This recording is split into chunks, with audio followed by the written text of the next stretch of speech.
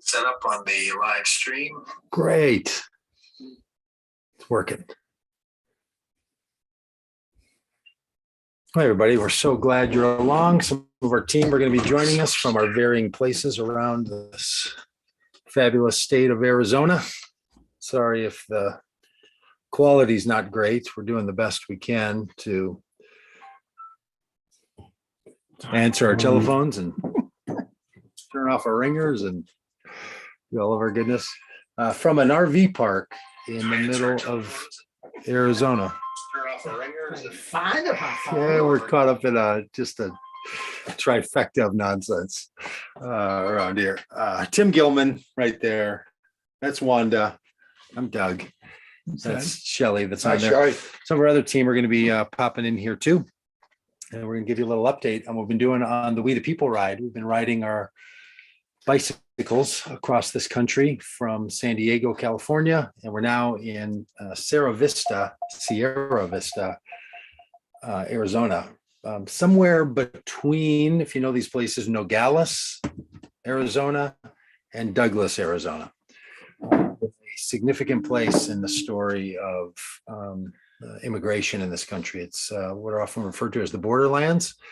And these two towns and their sister towns in Mexico of Nogales, Mexico, and Agua Prieta, Mexico, are really important places. And we spent 2 days at a shelter with asylum seekers in Nogales just the last 2 days. And tomorrow we'll be in Douglas, Arizona, and then Saturday and Sunday over in Agua Prieta, getting ourselves close to what's going on. So part of our update today is going to be biking updates, how that's going, because this is the We the People ride, and we're riding bicycles to stay close to these stories. So I want to give you that. Also tell you what was going on in Ajo, Arizona, where we were. We went out in went working with the people who go out into the desert to leave water for migrants that are crossing the deserts. It's really powerful time. And then talk to you about what we experienced in the shelter and with Border Patrol that we've been seeing and some apprehensions that have gone on. So a whole lot of things over the course of these next few minutes. Some of our team might be popping in. We're staying in 2 different places right now. The 3 of us are here at this RV park. Others are over at a hotel. We were all going to camp here at this RV park, but it rained here today in Arizona. And it rained all day until just a few hours ago, right during our biking time. So it was cold, mid 50s temperature wise, and raining on us for most of our 65-mile ride today. So it was a lot of work and a lot of effort. But Tim, Wanda, any updates from the 2 of you? I'm going to send a little message off to the rest of our team, make sure they know we're. What do you think, Wanda? Except in Nogales. It was, yeah, Nogales was very amazing. We spent 2 nights with about, I'd say 100, at least 100 asylum seekers, families that have, met the standard to be considered for asylum, but still have to stay on the other side of the border and await the roulette wheel turning. It was great. It was a lot of little kids. I mean, you realize that dynamic of this thing real fast. And it was great. There's an organization there of a retired nun from Colombia, I believe, that really managed it for them. And it was just really a well-run place, very clean, very efficient. And it was great to be there. Hi, Anthony. Anthony's one of our riders that was with us. Anthony's someone who's come in for a few days. He came in on Monday. Do I have that right, Anthony? I've sort of lost track of days. I don't remember what day it is today. I guess today is Thursday. You might be muted still, Anthony. Anthony will give us a little update. He's somebody that's come in for a few days along the ride. And I'll brag on Anthony's riding for a minute here. Anthony came in and day 1 on Monday or something, met up with us halfway through the ride that day because he flew in from Chicago. And man, next thing you know, he's riding 32 miles across the desert. And then today he rode 65 miles. New PR. A new personal record. Yeah. Anthony, give us a little, any update you have on the riding so far, or on what you've Yeah. experienced with us? Yeah, I mean, in regards to the writing, it's been so confession. I got a Peloton a few months ago, which has saved me from literally dying at mile 10. So that's been super helpful. So kind of tried to get in some miles on that. So it's been kind of nice to ease in. Although today was not an easing in doing the 65 or however many we did today. But it's great. It's great to be outside. Doug and I were talking about how beautiful Arizona is, and surprisingly, just a variety of landscapes. You've got some flat road, you've got some up and down, and then we were looking at mountains today. And we've had all sorts of weather, which kind of surprised me. I was expecting like 90 degrees every day, and we rode in driving rain for, I don't know, well, maybe not driving rain, but definitely wet and cold for the first half of the ride today. But yeah, the riding's been great, and actually kind of, it's been a lot of time to reflect and kind of think and process about kind of what we're doing here. So rather than just kind of coming down and talking to people, you have these long stretches, 3, 4, 5 hours a day where you're on the bike, sometimes looking at desert, sometimes going through little towns, sometimes going through big towns or around big towns and cities. And so you see the variety of life and experiences that people have down here on the border. And it's just a good opportunity. If you were driving it, it's just not the same. So it's a great opportunity to really kind of be breathing the same air and experiencing the weather and the scenery and life, albeit very abbreviated, but experiencing life like someone would who is either living here or passing through. So I think, I'm sure a lot of thought went into why biking, but to me, kind of just dropping in, it was immediately apparent how beneficial that's been, to kind of be on the road, if you will.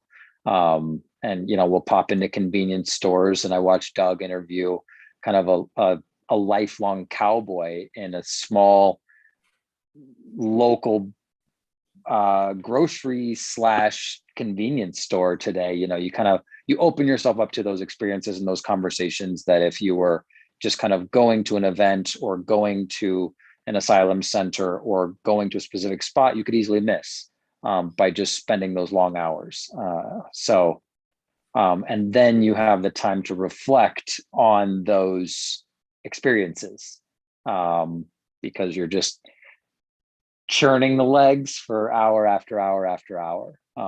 And so I've really enjoyed the biking part. I mean, I've enjoyed it all, but since we're talking about the bike right now, that's been great. And obviously we have the trailer, and there's water breaks every 10 miles. You can stop, and some people are riding the whole stretch, some people aren't. So it does, even if I wouldn't have kind of prepped somewhat to kind of come in and hopefully be able to do the 65 or whatever we did today, the 50 miles, you get that same experience coming in and doing 15 miles or 20 miles.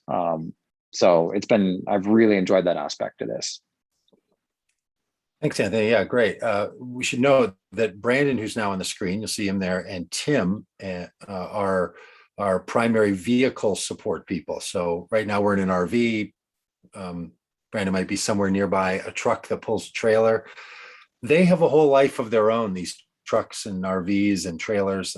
We had a day of flats, 2 bicycle tire flats. Mario, who's still at a bike shop right now at this late hour, and me, we had flat tires today and had to try to fix those or swap bikes. And then our trailer had a flat. And we had, right when they were picking up the riders at the end of the day, the trailer pulled up, and right there, tire blew out. So we had to jack up the trailer and take off the tire and put on a spare, and all of that at the end of a day. So the riding side is full of all kinds of this business. So we're gonna give you little updates on the people we met here in a minute, but I want you to notice Dan down there on the bottom. If you see him on the screen the way we do, that's Daniel Dietrich. Dan came in 2 days ago. Dan, maybe you can tell the story of coming in late at night on Tuesday and crossing the border into Mexico, and then rode with us was today your first day? Yep. Good golly. And you're on mute, Dan, but Dan got on a bike that he's never been on before and rode 43 miles in the rain uphill with the wind in his face. I am not even kidding you. All of those things were true. Dan, any Uphill both ways. New Yeah. career. Can you hear me okay? Gotcha. Yeah, it was a trial by fire, I guess. I thought we were going to ride through the desert, but we got a rainstorm today. So, but yeah, I got in 2 nights ago, and a driver dropped me off at the border, and Doug said, "Hey, just walk across, and we'll find you." And so I walked across through the checkpoint, carrying my bags, and sure enough, found Brandon Pfeiffer on the other side eventually. And the experience so far has been fantastic. I'm just grateful to be here, grateful to be along for the ride. Yeah, loving every minute of it. Okay, let's talk a little bit about what happened just last night over in Agua Prieta at the House of Mercy shelter that we Wanda has an update on a number of miles. We forgot to total them up before. We've been at this 14 days now. Of those 14 days, it's going to sound bad, but we've had 3 days off so far with no riding. So it sounds like we're barely riding. But the first day we were in Tijuana and spent time in Arizona. So we call that day one, even though we didn't start riding until the next day. And then we had a day off 2 days ago and a week ago. So we've ridden, as we've been at this 14 days, we've ridden 584.8 miles. 584.8 miles. How do you like that? Not bad. And you know, a bunch of flats and a couple of sore legs and butts and all the rest, but so far so good. 3,223 is the expected total distance. So we still have a ways to go at 584 miles, but we're making our way. Hey, let's talk a little bit about last night. Brandon, maybe you and Dan can talk a little bit about what happened musically last night and at the shelter. As Tim mentioned, we're at a shelter that houses 122 asylum seekers, somewhere around 30 families. So it's family units. And we interviewed them, and we'll be breaking out their stories. Many of them didn't want us to show their faces, so we're having to figure out how to take our video and edit the translation because the conversations are all in Spanish. And Anthony has been our translator while we were there, so Anthony, maybe you can tell some stories about that. But getting that real up close. But last night was really fun. So I don't know, Brandon, Dan, you want to say something about what happened last night? Sure. Can you hear me all right? Gotcha. Okay, great. I'm sitting here near the busy road where at any point in time Mario should be driving our truck and trailer in right here. So we'll be ready when he gets here. Last night in Nogales, Mexico was a really, really special and unique event. The whole time was unique and special to be there with these people who have made long and difficult journeys to even get to where they are now, and their journey is not over yet. And so for us to be able to spend time with them was a real treat and honor for us. And just to be able to spend a night having fun and playing. We played music, so we all sang and we danced a little. We ate cookies, and it was just a really fun time. A lot of parents with their families and a lot of young ones just running around everywhere, having a great time.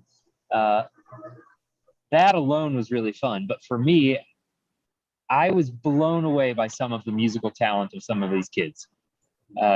It just really surprised me. I mean, I know there's, I know there's a lot of talent in the world, but it was just the fact that this was a 9-year-old girl who has very little opportunity to play a guitar, and she just took the guitar and she had perfect rhythm and just blew me away. So I was making the chords on this side of the guitar, but she was just strumming it, and she was just playing a song for a good minute and a half. She just didn't get tired at all. She was great at it. So that was just really fun to see that. And then we had some phenomenal singers that just kind of popped out of the crowd and sang along with us. And it just was a real special night. I hope some of the videos of that sort of thing can surface at some point too, because that was a really really meaningful night for us. Yeah, a girl in the group, in the crowd there, said, we asked if there were any suggestions, and she said, do you know, what's the name of the song? I Can't Help Falling in Love. She said, do you know I Can't Help Falling in Love by Elvis Presley? By Elvis Presley. So here's this little girl, and never saw that Yeah. coming. And so Brandon somehow knows this song, starts singing. She starts singing along. He goes over next to her. Dan starts she playing takes guitar. over. Yeah. Finishes. We got the video. We'll post Just- it and show it around. It's really special. And it's really that sort of moment, right? And we asked her later, like I asked her, why do you know this old Elvis Presley song? And she said, well, I saw it on YouTube 2 years ago, and the lyrics are so beautiful. And one of her bands that she likes did a cover of it, but it was just this kind of mix of moments. And there were some heartbreaking moments. Anthony, I wonder if you'd be willing to share a little bit about the conversations that you translated. By the way, we have a documentary film crew traveling with us. So have set up, I don't know, Dan, maybe you have some photos on your phone that you could screen share. I don't know if you can do that from an iPhone or whatever you're on there. Maybe I can. I don't know. Where we could see some of that. But Anthony, if you were doing the translating, and so you and I are sitting there with the cameras over our shoulders and pointed at these families who said they'd be willing to tell us their stories, and you were translating those. Do you want to give some reflection on any of those pieces? Yeah, it was, I think in the end, we probably interviewed 4 or 5, 6 families, I think. Either families or individuals. And it was interesting over kind of throughout the morning, we were prepping them and just asking, hey, is there anyone who'd be willing to share their story? And a lot of reticence, a lot of like bashfulness, but compounded with fear of kind of putting your face on camera and telling your story. And then even further than that, the reliving of what they've experienced. So you could imagine it wasn't just, hey, can you sit down in front of the camera and relate, your story? There's all these factors that I think people had to process and work through and decide, like, do I, number one, do I want to be on camera? Number two, am I willing to like put my face out there when a lot of these people are fleeing violent situations? People seeking, violence against them and their families, and also back home. And so, but eventually we kind of had some people, as we talked to them through a couple meals, they started sharing their stories. And the more they shared their stories, kind of the more open they seemed to it. So when it came time to sit down, it was really, really impactful. We're sitting, 4, 5, 6 feet away from them. There's 2 major cameras and a bunch of phones around, and they're sitting there, talking to us in Spanish, really not a lot of Spanish speaking on our side. And so we're relaying these conversations, and once they got going, it was almost hard for them to turn off for a lot of them. And as they were going through, they would talk about, and some of the pictures were popping up of the kids here, which is great. I was thinking about it today on the bike, and ended up talking to Doug a little bit about it, but no one kind of sets out to go through what they've been through willy-nilly. Like, no one chooses to leave your home, your friends, your family, a job if you had one, and just a country that you've known your entire life to traverse. I think a lot of the interviews we did a couple from Mexico, and then I think the rest were from Guatemala. And we did one from no, we didn't end up doing, that was a separate conversation, but we talked with someone from El Salvador. And these are long journeys. And you don't know when it's going to end. When you set out, you don't know. You'll be cold and hungry and thirsty, and you'll be sleeping in the open air. You'll be soaked to the bone. And, we were soaked to the bone this morning on the bikes, and we knew that at any point, we could call the truck and it would be there and we could just give up. Or best case scenario, we we're going to bike another 4 hours and finish, and we pat ourselves on the back and be like, hey, we finished. And what they've gone through, it still doesn't have an end. Like, they don't know the ending. They don't know when it ends. And I think, when you go through hardships, the piece that's hard to replicate, the physical piece you can replicate, but the mental anguish that I think a lot of them have been through. And I haven't even, I guess, started talking about what they've gone through, but we spoke to them about everything from really abusive relationships, getting thrown down. And one woman talked about her husband grabbed a stick and has cracked several vertebrae in her back. And she has had one surgery and has to have another surgery on her knee later. Another one, her younger brother was run over basically by a cartel. He was on a bike, on a motorcycle, moped type thing, and was run over, didn't die, but they ended up finishing him off in the hospital, to kind of say it bluntly. You had that. You had just a variety of experiences. You had one couple that had literally spent years kind of working to save, to kind of build a life. And in literally just a couple short weeks, they were extorted, kept demanding it, and then ultimately threatened with their lives. And so they lost everything. They gave everything away to kind of stop the threats. And there's some family dynamics going around that. And even then, when they had nothing left to give, they were still being extorted, and they had no choice but to leave or be killed.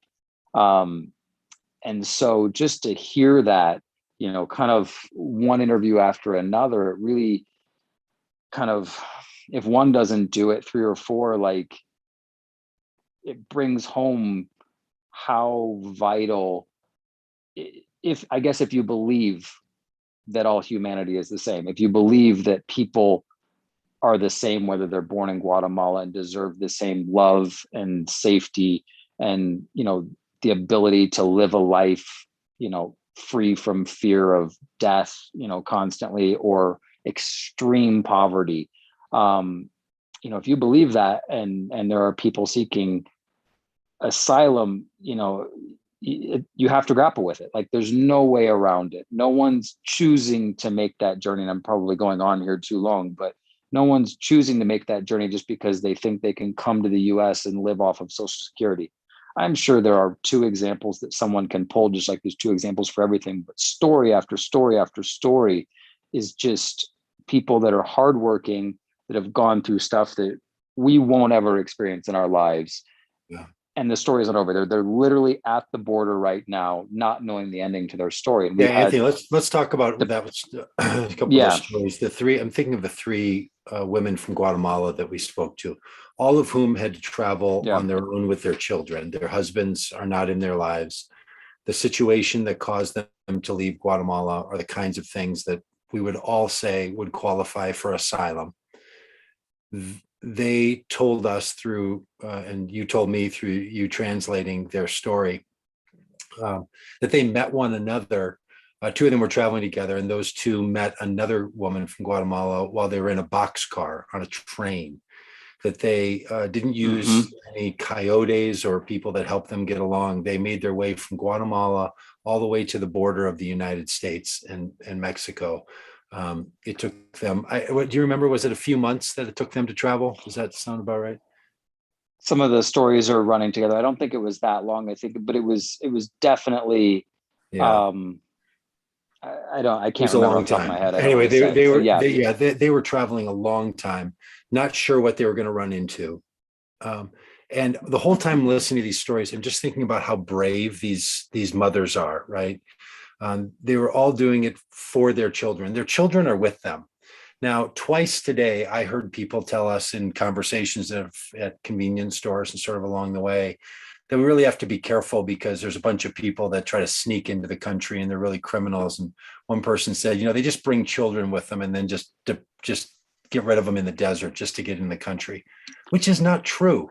But the number of people who believe that that's what's going on. So we're sitting with these women, Anthony, and they're telling us these stories, and they're just so brave, right? And talking about how cold they were and how hungry they were. And to your point earlier, not knowing how long any of this is going to take. All they knew was that life at home was so dangerous, they needed to go.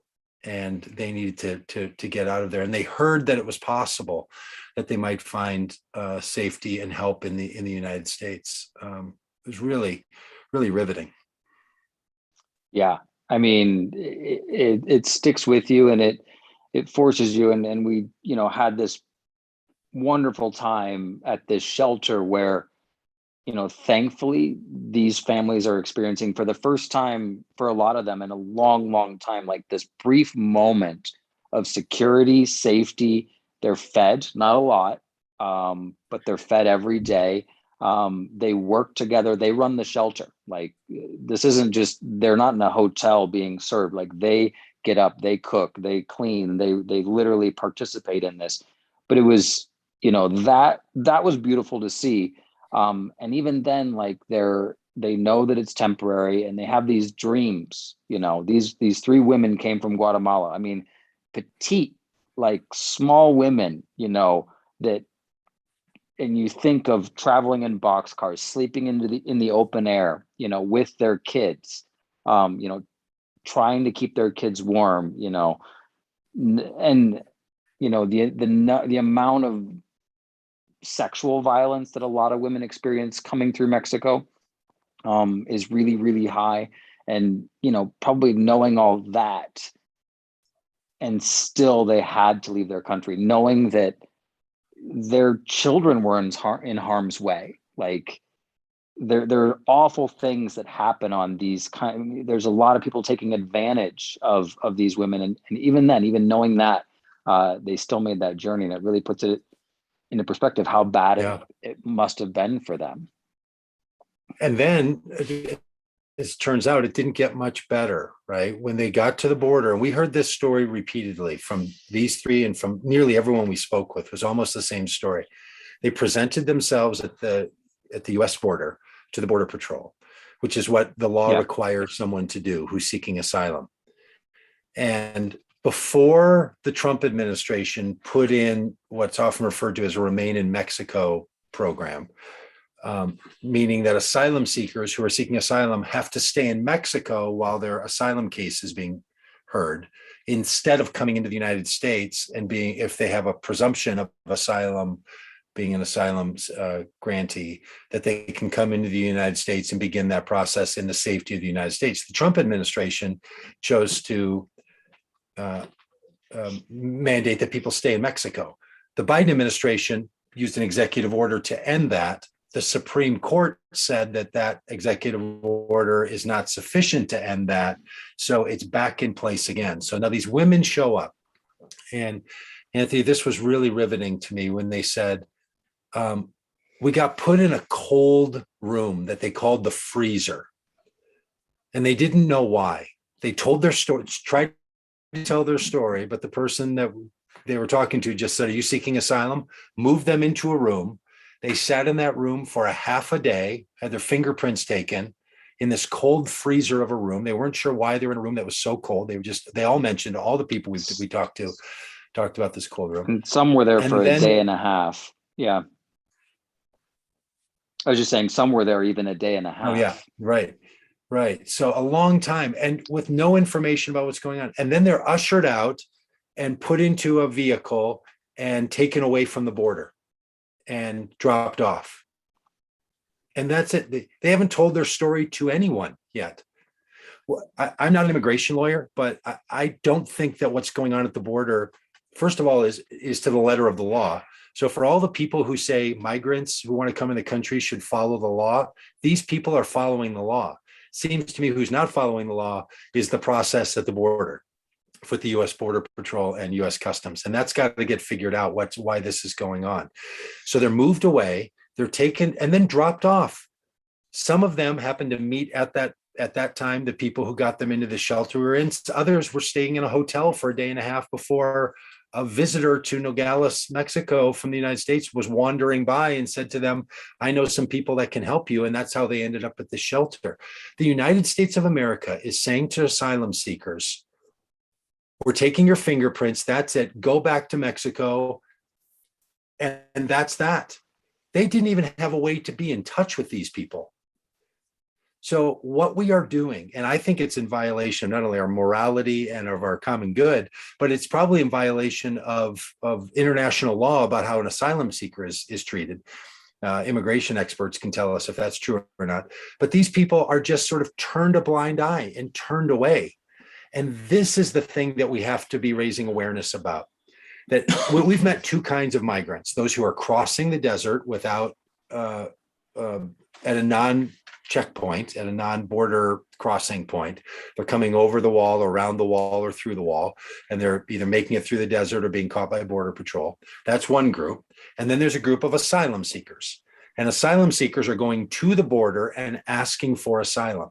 And that group are just being sent back to Mexico without anything. So fortunately, at the shelter, the House of Mercy, that will send links out so you can support this program that they have there. They're bringing in attorneys, immigration and asylum seeking asylum professional attorneys, who are helping these people then start to fill out the paperwork.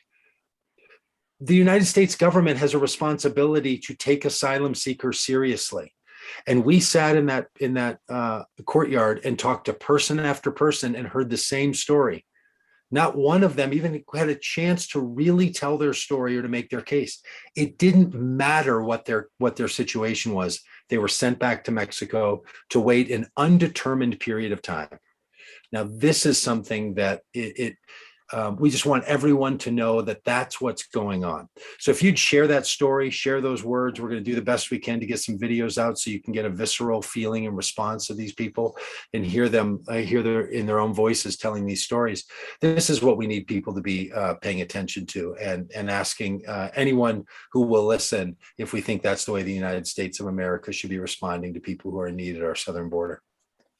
Yeah, Doug, one of the really frustrating things for me is when people say, well, why don't they just come the right way, go through the right process? And asylum seeking is a legal process that folks are trying to do. They're trying to do it the right way. They get to the border.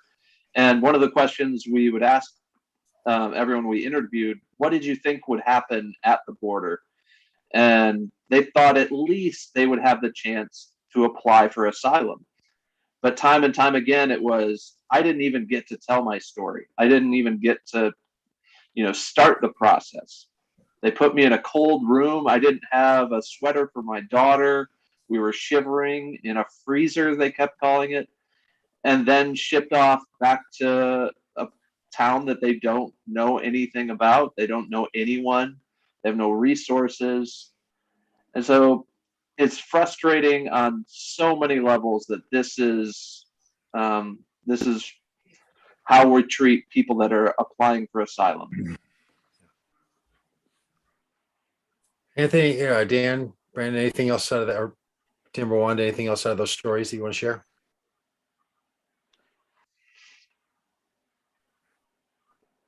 I think, just in summary, kind of hearing those stories, I had a conversation actually after one of the interviews, or after the interviews ended.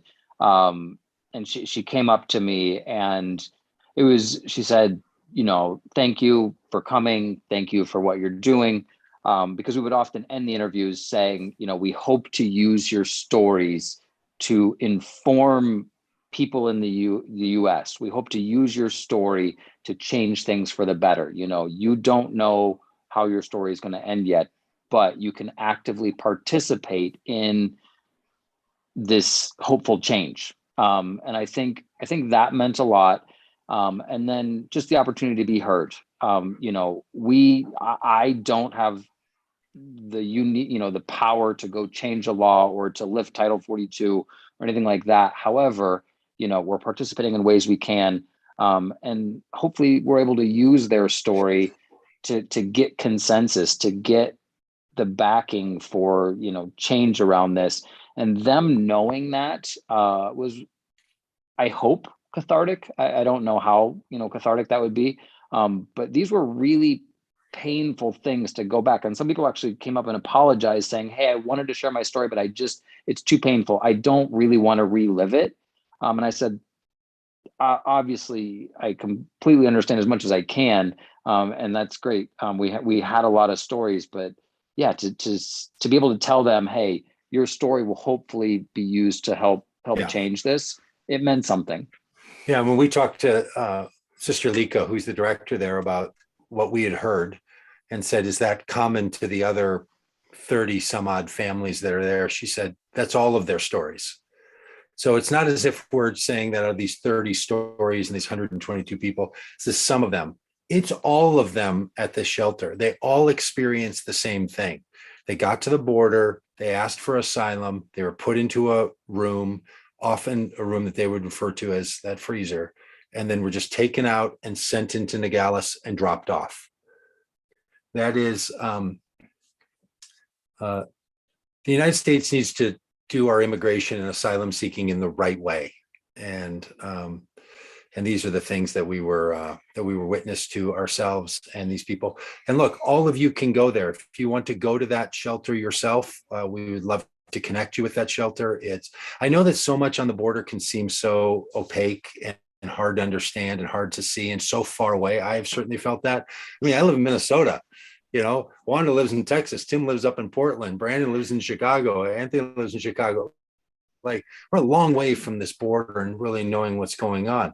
On the other hand, Anthony got an airplane with Brandon on Monday, and that afternoon was riding out a bike, and a night later is sleeping in this asylum, in the shelter for asylum-seeking migrants. So it's also that close, right? If you want to meet these people or see them or connect to what's going on, we'd very much like to help you do that, because connecting to this, the human part of the story, is something that's important, especially if anybody watching this are people of common good conscience or of common good faith. If that and believe that we're supposed to care for people that are struggling.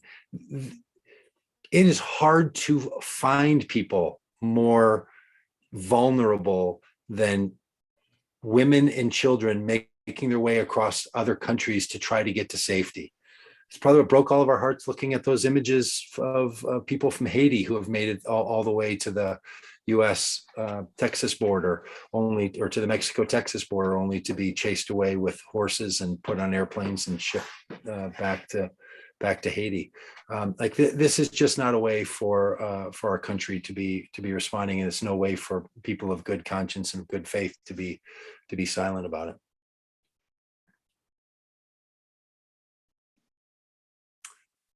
And then we were in Ajo. And so the days before that, we were there with people who are working with people crossing the border, not as asylum seekers, but they're crossing the border as migrants, who also, by the way, don't have a legal way to get in line and come into the country.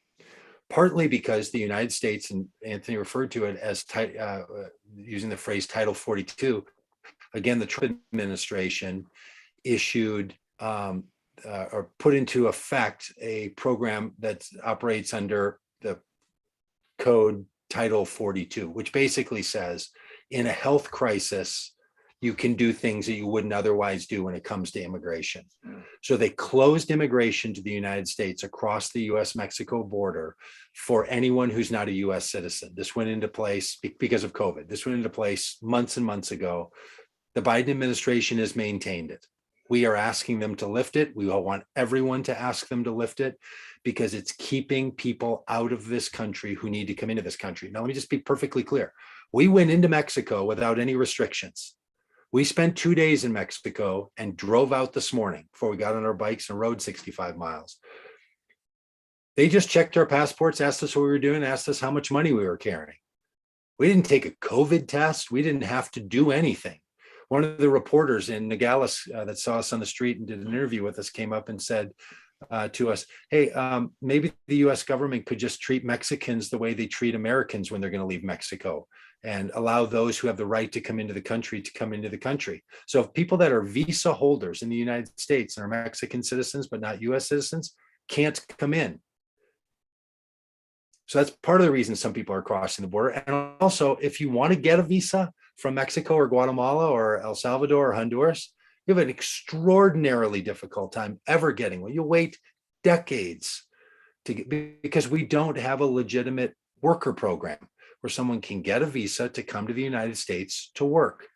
We need to change those policies. Most immediately, Title 42, the one that keeps us out because of health restrictions and make it possible for people to come in, and even broader to allow other migrants to find access to the United States in a worker program. Because we don't have that, that is what is driving people to cross the border illegally. Now, look, some people cross the border illegally, or they don't cross at a port of entry because they're doing criminal actions. But the majority of people who cross that way are doing it because they don't have any other way in. If we opened up our borders to allow more people to come in the legal way, then you could separate out those people from the ones who are doing illegal activity and let Border Patrol only deal with a fraction of the people that they're having to deal with now. We watched 3 men be apprehended by Border Patrol on the road. We were driving our RV and truck through down a road, and then our bikes were coming right behind, and saw the Border Patrol come up and saw 3 men be handcuffed and put into a Border Patrol truck and looked them square in the eyes. And these guys are doing what they can to get into this country so that, I believe so they can work. Somebody might want to argue that they were drug smugglers, but look, everyone we've talked to down here who understands how the illegal drug trade works across the border recognizes drug cartels don't give their prized possession of drugs to 3 guys running through the desert. They put them in boats. They put those drugs in trucks and in cars and in airplanes and bring them through ports of entry. That's how drugs are getting in. Even the Border Patrol told us that. So this idea that we need all of this to keep drugs out, from the very same people who won't do any conversation about talking about the use of drugs in the United States, the people who want to, so that's a whole other conversation that we most certainly could have sometime.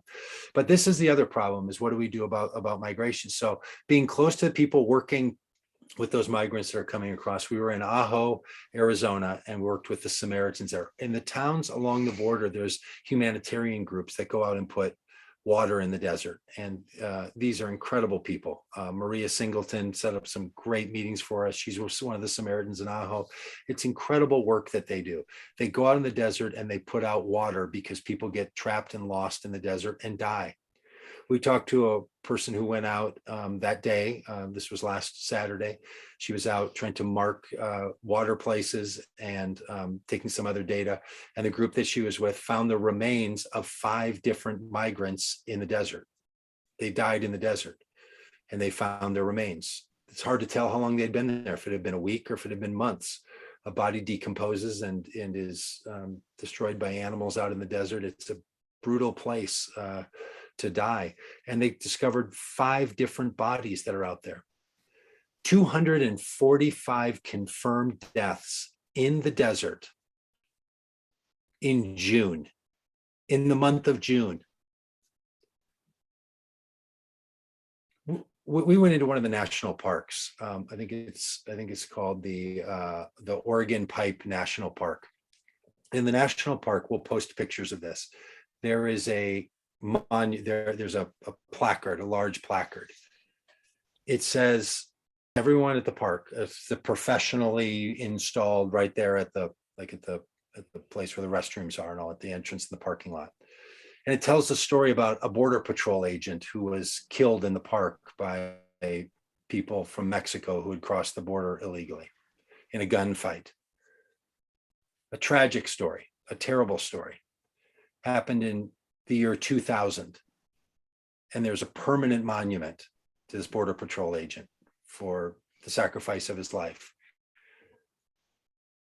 20 years ago, 245 migrants died in the month of June in that desert.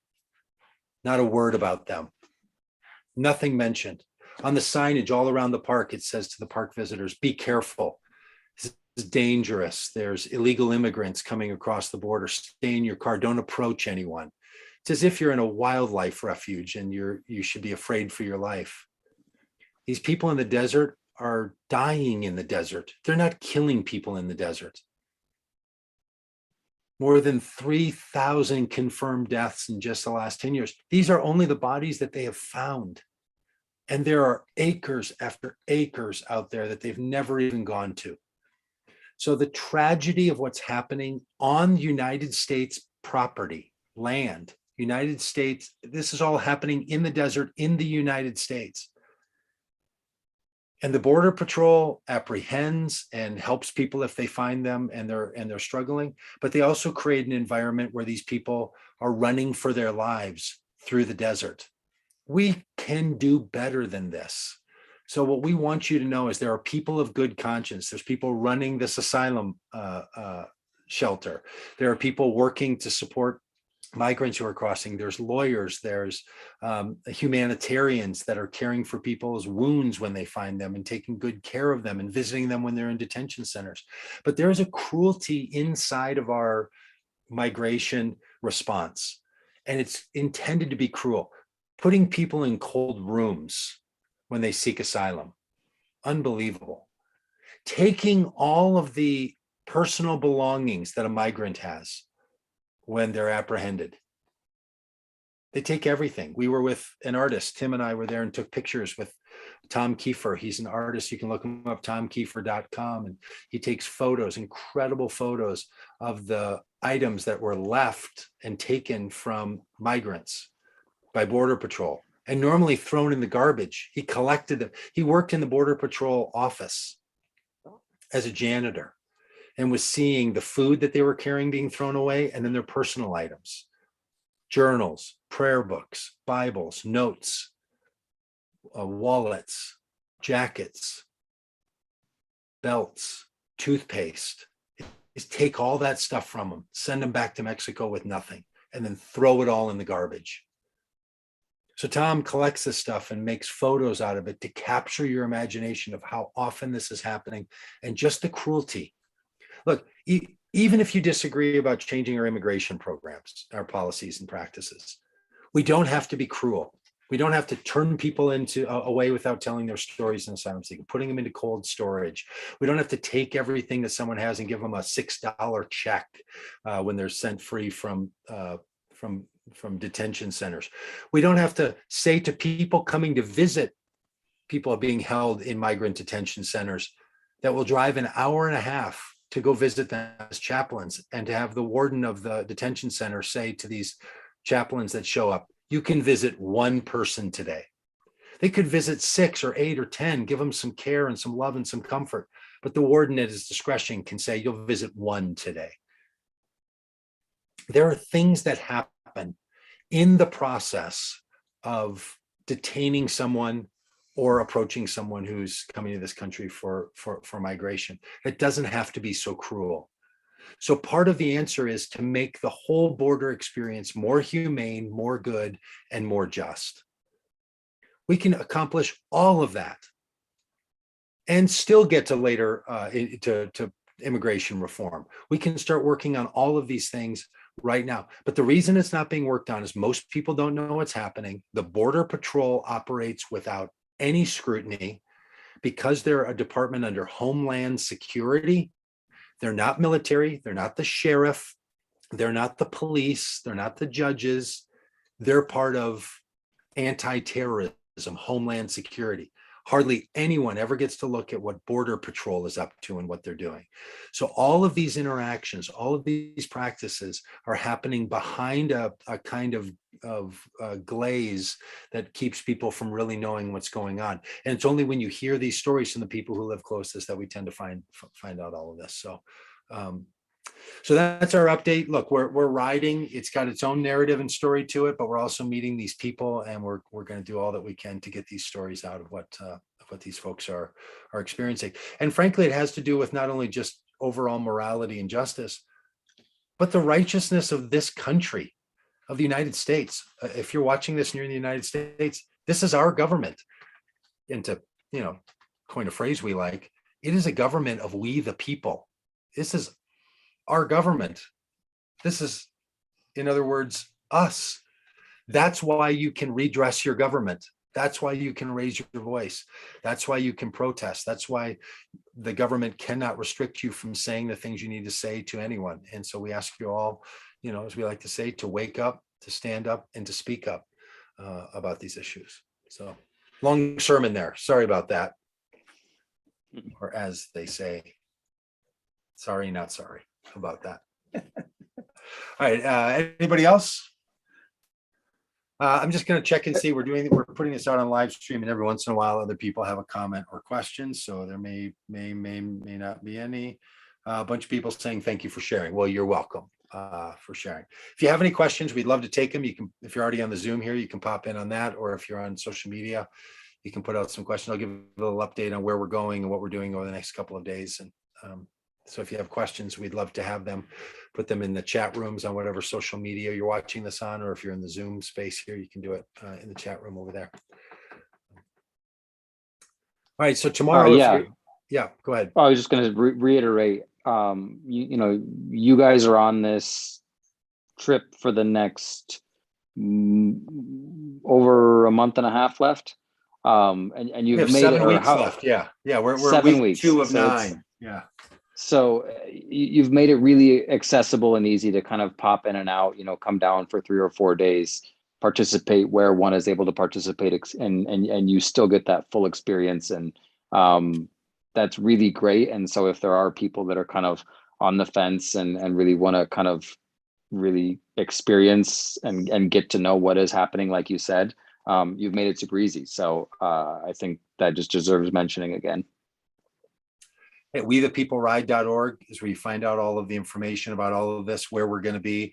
If you want to track us live, there's a live tracker. We have a little bike computer, and you can just, when we're riding, it shows right where we are. So, if you get the hankering right then, you come join us right at that moment, or make your plans ahead of time and come and see us as we travel. We'd love to have you join us. Tomorrow, we're going to be in Douglas, Arizona, which is the sister city to Agua Prieta, Mexico. And then on Saturday and Sunday, we'll be in Agua Prieta. And then we'll start riding from there toward El Paso. And then we'll get to El Paso in the middle of next week. A lot of people have asked when we're going to be in Del Rio, because that's the border spot that has gained such important interest because of the way the Haitian immigrants were treated at the border there. We're going to be there the 7th, 8th, and 9th of October. And so if you want to be part of what we're going to be doing there in Del Rio, we'd love to have you join us. And then we'll make our way down around October 15th to McAllen and Reynosa, Mexico, McAllen, Texas, and Reynosa, Mexico. And then we finish the US-Mexico border around the 20th or so. And then we make our way up the coast, because there's a whole other question about what does immigration look like in the other places in our country that are not along the US-Mexico border. Our immigration policy is bad everywhere, and really does need to be better. One of the people that we met in Ajo, her name is Dora, and Dora works in another one of the border towns along the way. And Dora had this great line at the end of our interview that you'll hear when her video comes out. But she says, we work really hard to help tragedy not be so tragic. And I just thought that was such a powerful way to say it, working hard to make things that are tragedies not be so tragic. There's some very difficult things that happen anytime someone has to migrate or someone seeks asylum, and we can make that process a good one. It doesn't have to be such a harsh and painful one. So I got one last thought. I heard just a little context to the Haitian issue, and I haven't followed this up yet to see how valid it is, but there's reports that some of these Haitians actually left Haiti up to 8 years ago. So everybody asks, okay, so how in the world are 10,000 people going to get from a little island about this big, to Del Rio? Is George Soros flying them on a plane, or how are they getting there? And I mean, it's an incredible story. I hope somebody could find it out. We can figure it out, because they work their way all the way up, and because some of these families left after the one big earthquake about 8 years ago that just about leveled the whole place, and then they just sort of went on this journey, and so that even speaks even more to the intentionalness and the desperation and what it would be like to do that. So I thought that gives some kind of context. It wasn't just like 10,000 people got together and said, hey, let's go to Texas. So we do have a question. Mark has asked, how come the Biden administration isn't doing more about this? Mark, that's a question that we're raising as best we can with the Biden administration. A lot of us are big supporters of Joe Biden. I certainly am. I wanted him to be president. I want him to be a successful president. I trust his leadership as president. And I think they're not doing the right things on this. I think they need to change course, and they need to address, they need to remove this Title 42 that keeps people out for health reasons.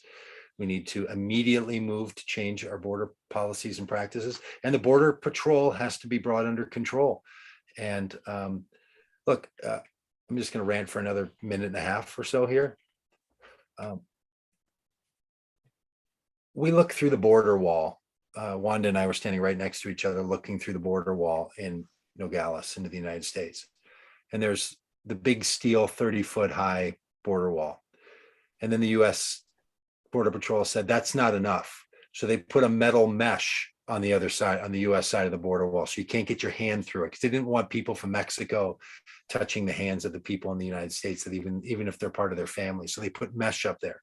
That's like wall number 2. Then that wasn't enough. So they put up this serpentine wire, it's razor wire over the top of it. So that creates wall number 3. And then they didn't like the protests that were happening right at the wall. So they built a traffic barrier about 16 feet out to make wall number 4. And then all around us, there was high-tech surveillance equipment and helicopters and drones and border patrol riding up and down in trucks along the way. It's a militarized zone. And yet people said to us yet today, we have to get control of our borders.